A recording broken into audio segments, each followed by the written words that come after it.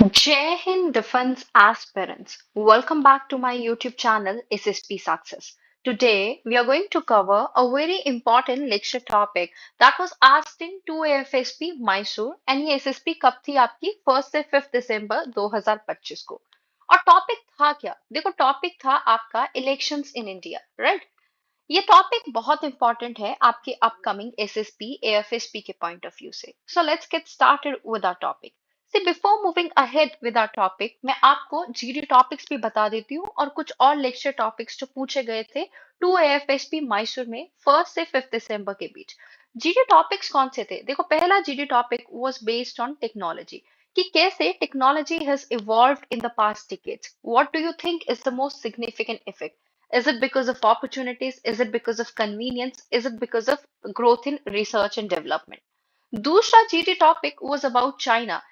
China is the biggest manufacturer. What do you think is the most significant reason? Is it because of infrastructure? Is it because of their huge workforce? Or is it because of their reforms? Apart from that, there was a lecture topic that was asked vocational training, DRDO, elections in India जो हम cover कर रहे हैं। और मैंने ये topic जो है अभी रिसेंटली एडिटोरियल में रिफॉर्म्स इन इलेक्शंस को लेके एक एडिटोरियल आया था। मैंने इसको करंट एस्पेक्ट से रिलेट करके ये टॉपिक कवर किया है। The next topic was Atiti Devo Bhava, water conservation, defense production, cashless economy, and United Nations. उससे पहले एक और चीज मैं आपको बता दूं, देखो हमने ना 1 वीक जीडीएल लेक्चर बैचेस शुरू किए हैं अपने टेलीग्राम चैनल पर। बहुत सारे बच्चों की क्वेरीज थी कि कैसे जीडी और लेक्चर की प्रिपरेशन करें, इसलिए हमने वीकली बेसिस पे बैचेस शुरू किए। तो आप जो है अगर आप चाहते हो जीडी की प्रैक्टिस करना, लेक्चर की प्रैक्टिस करना, तो आप हमारा ये बैच ज्वाइन कर सकते हो जिसमें हमने करंट टॉपिक्स ही कवर किए हैं जो प्रैक्टिस कराए जाते हैं डेली रीसेंट बोर्ड्स में पूछे गए। उसके लिए आप हमें टेलीग्राम पे कांटेक्ट कर सकते हो। हर एक बैच में 15 स्टूडेंट्स की सीट्स है, राइट? टाइमिंग्स एक 8:30 पीएम अवेलेबल है, एक 7:30 पीएम अवेलेबल है। और ये बैचेस हर वीक जो है आप ज्वाइन कर सकते हो। प्लस आप अगर मिडिल से भी ज्वाइन करना चाहते हो आप कर सकते हो, कोई प्रॉब्लम नहीं है। आप वहीं से टिल वहां से लेके एक वीक तक आपका बैच रहेगा। So let's get started with our topic. देखो इंडिया के इलेक्टोरल सिस्टम्स की बात करें तो यहाँ देखिए, ये वर्ल्ड का लार्जेस्ट डेमोक्रेटिक एक्सपेरिमेंट्स में से है जिसने ट्रांसलेट किया है नियरली 960 मिलियन वोटर्स को पॉलिटिकल अथॉरिटी में। हमारे जो इलेक्शन सिस्टम है उसमें यूनिवर्सल एडल्ट फ्रेंचाइज जिसको सुपरवाइज किया जाता है इलेक्शन कमीशन के द्वारा। इंडिया का इलेक्शन कंबाइन होता है कॉन्स्टिट्यूशनल आइडियोलॉजीज के साथ। स्पेसिफिकली उसमें इंस्टीट्यूशनल मैकेनिज्म भी देखने को मिलते हैं।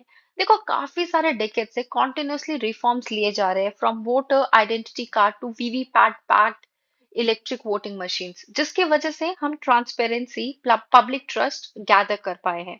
लेकिन उसके साथ साथ काफी सारे चैलेंजेस भी देखने को मिलते हैं। हम थोड़ा डिटेल में समझते हैं हिस्ट्री से कि कैसे इंडिया में इलेक्टोरल रिफॉर्म्स हुए। देखो अगर हम इसकी बात करें इलेक्टोरल रिफॉर्म्स की, उसको समझने के लिए हमें हिस्टोरिकल फेजेस में देखना चाहिए। इंडिपेंडेंस के बाद हुआ क्या? इंडिया के सामने आप यहाँ देखिए, सबसे पहले उसमें इंडिया के सामने सबसे बड़ी चैलेंज थी एक इंक्लूसिव और पार्टिसिपेटरी डेमोक्रेसी इस्टेब्लिश करना। इसलिए सबसे पहला और बोल्ड स्टेप था यूनिवर्सल एडल्ट फ्रेंचाइज, जिसके through caste, class, gender, literacy या इनकम पर बेसिस कोई भी डिस्क्रिमिनेशन नहीं रखा गया। इस फेज में इलेक्शन कमीशन ऑफ इंडिया को एक इंडिपेंडेंट कॉन्स्टिट्यूशनल बॉडी बनाया गया ताकि इलेक्शंस फ्री और फेयर हो सके।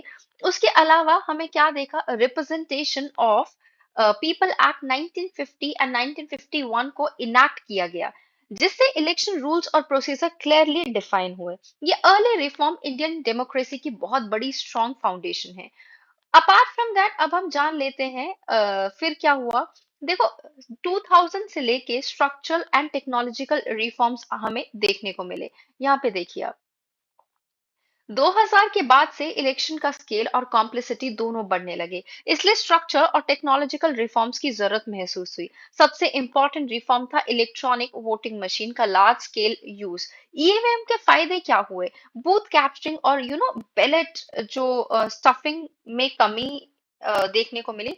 फास्टर काउंटिंग हुई और उसके अलावा क्या हुआ? फास्टर काउंटिंग के अलावा एक्यूरेट रिजल्ट मिला। ट्रांसपेरेंसी बढ़ाने के लिए voter verifiable paper audit trail introduce किया गया, जिससे वोटर अपने वोट फिजिकली वेरीफाई कर सकते हैं। इस फेज में जुडिशरी ने भी स्ट्रॉन्ग रोल प्ले किया। कैंडिडेट्स के लिए एसेट्स, लाइबिलिटीज और क्रिमिनल बैकग्राउंड डिस्क्लोज करना मैंडेटरी बनाया गया। रीसेंट डेवलपमेंट्स हम जान लेते हैं क्या हुए हैं। देखो, रीसेंट ईयर्स में इलेक्टोरल रिफॉर्म्स और डिबेट्स और ज्यादा रेलेवेंट हो गए हैं। जैसे कि आप यहाँ पे देखिए, वन नेशन वन इलेक्शन, नीचे सबसे नीचे वन नेशन वन इलेक्शन का आइडिया इलेक्शन के फ्रीक्वेंट डिसरप्शन और कॉस्ट को रिड्यूस करने के लिए प्रपोज किया गया। इसका ऑब्जेक्टिव गवर्नेंस कॉन्टिन्यूटी और एडमिनिस्ट्रेटिव एफिशिएंसी इंप्रूव करना है। चीफ जो इलेक्शन कमिश्नर अपॉइंटमेंट एक्ट है 2024 का, जिसके थ्रू एम अपॉइंटमेंट प्रोसेस में ट्रांसपेरेंसी लाना ताकि इंस्टीट्यूशनल में ट्रस्ट बना रहे।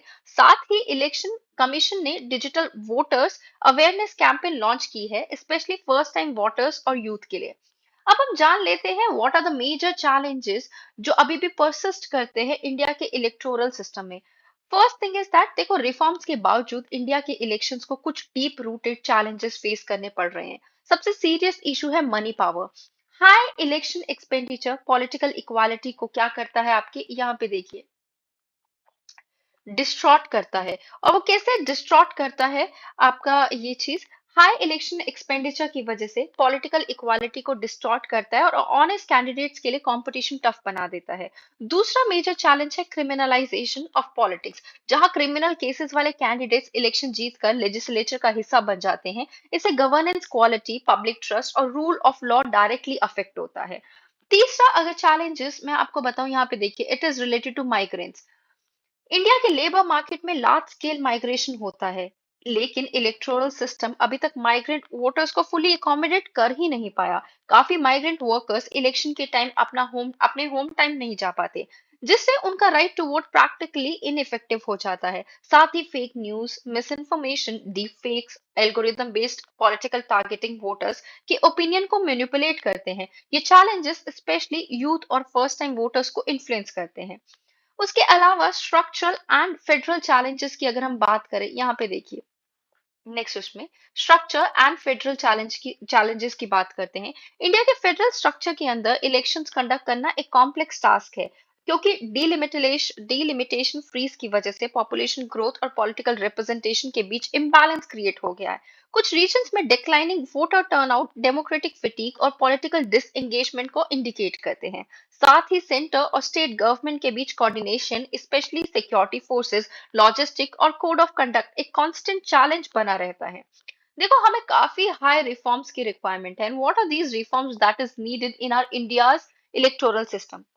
सबसे पहले, इंडिया डेमोक्रेसी को और स्ट्रांग बनाने के लिए कुछ क्रिटिकल रिफॉर्म्स, जैसे कि strict monitoring of election expenditure, transparent political funding mechanism, then election commission को स्ट्रॉन्ग लीगल पावर देना, जैसे पॉलिटिकल पार्टीज को डी रजिस्टर करने की अथॉरिटी। ये रिफॉर्म अकाउंटेबिलिटी बढ़ाकर पब्लिक ट्रस्ट को रिस्टोर कर सकते हैं। उसके अलावा देखो, एथिकल एंड डिजिटल सेफ भी, आज के डिजिटल एज में इलेक्शन सिर्फ बूथ्स तक लिमिटेड नहीं, बल्कि ऑनलाइन प्लेटफॉर्म पर भी लड़े जाते हैं। AI generated deep fakes, targeted political ads, hate speech और उसके अलावा कम्युनल नैरेटिव्स, इन सब से जो है स्ट्रिक्ट रेगुलेशन इन सब पर बहुत जरूरी है। एथिकल कैंपेनिंग और डिजिटल रिस्पॉन्सिबिलिटी ही सस्टेनेबल डेमोक्रेसी का बेस है। तो चलिए कंडक्ट करते हैं।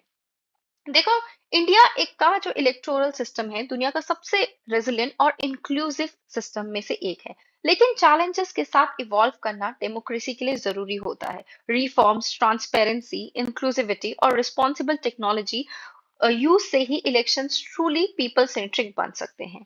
So guys, that was all. I hope you like the video. If you like it, do like it, share it, and subscribe our YouTube channel, SSP Success, right? And do comment also, because your likes motivate us to make more and more videos on time. Thank you, everyone.